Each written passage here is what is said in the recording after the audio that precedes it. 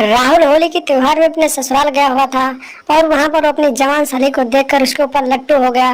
और फिर उसे ठोकने के बारे में सोचने लगा। और रात के करीब 12-1 बजे जब सारे घर वाले सो गए तो राहुल अपने बिस्तर से उठा और फिर अपने साली के बिस्तर पर जाकर लेट गया और फिर उसके चादर में घुसकर उसके साथ 61-62 वाला प्रोग्राम चालू कर दिया। नमस्कार दोस्तों, एशियन क्राइम अफेयर चैनल में आप सभी प्यारे दर्शकों का स्वागत है। दोस्तों, एशियन क्राइम अफेयर चैनल को आप सभी लोग सब्सक्राइब कीजिए, वीडियो को लाइक कीजिए और वीडियो को ढेर सारा शेयर भी कीजिए।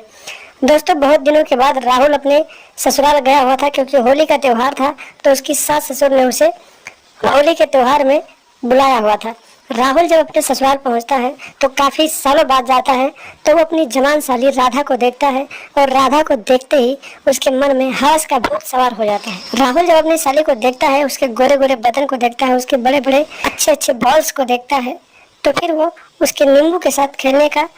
सोचने लगता है और फिर मौका ढूंढने लगता है कि कब मौका मिले और फिर कब मैं अपनी साली की ठुकाई करूं। इसी तरीके से राहुल अपने दिमाग में ऐसी मानसिकता रख लेता है और फिर जब रात होती है, सभी घर वाले खाना खाते हैं। खाना खाने के बाद सब लोग सो जाते हैं, तो रात के करीब 12-1 बजे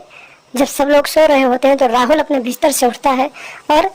आंगन में लेटी हुई अपनी साली के चादर में घुस जाता है और फिर उसके एक एक करके सारे कपड़े को हटाकर उसके साथ 61-62 वाला प्रोग्राम शुरू कर देता है।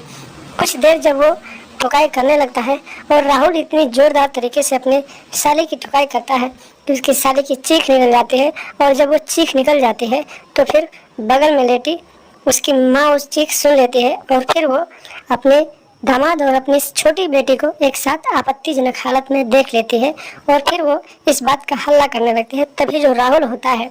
अपनी साली के साथ मिलकर अपनी सास का गला दबा देता है और मौके पर ही उसकी सास की मौत हो जाती है और फिर आधी रात को ही राहुल वहां से फरार हो जाता है और अपने घर पहुंच जाता है। जब सुबह होती है तो राधा जो होती है रोने बिलखने लगती है और फिर जब आसपास के लोगों को जानकारी होती है, घर वालों को जानकारी होती है, तो फिर राधा से पूछताछ करते हैं कि आखिर क्या हुआ। राधा कहती है कि रात में अचानक माँ उठी और फिर अचानक गिर गई, शायद लगता है हार्ट अटैक हो गया, इसीलिए इनकी मौत हो गई। घर वाले विश्वास कर लेते हैं, लेकिन गाँव का कोई बंदा पुलिस को फोन कर देता है और फिर पुलिस मौके पर पहुंच जाती है और छानबीन करने लगती है। जब पुलिस मौके पर पहुंचती है तो राधा जो होती है उससे पूछताछ करती है, तो राधा कहती है कि इन्हें हार्ट अटैक आया था,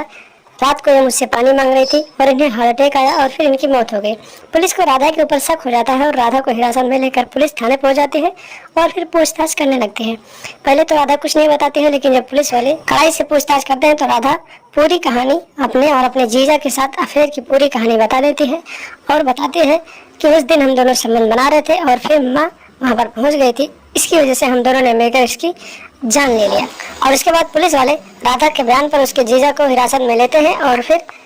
राहुल और उसकी जो साली होती है राधा, दोनों के हाथों में हथकड़ी डालकर आगे की कार्रवाई के लिए जेल में डाल देते हैं। तो दोस्तों, आप लोग भी सावधान रहें, सतर्क रहें और अपने दिमाग में ऐसी गंदी मानसिकता न लाएं, क्योंकि संसार में ऐसे आपराधिक घटनाएं घट रही हैं, उनसे सतर्क रहें। ऐसे आपराधिक मानसिकता रखने वाले लोगों से दूरी बनाकर रखें और लगातार हमारे साथ बने रहें। हमारे चैनल को सब्सक्राइब कर लें और हमेशा देखते रहें एशियन क्राइम अफेयर।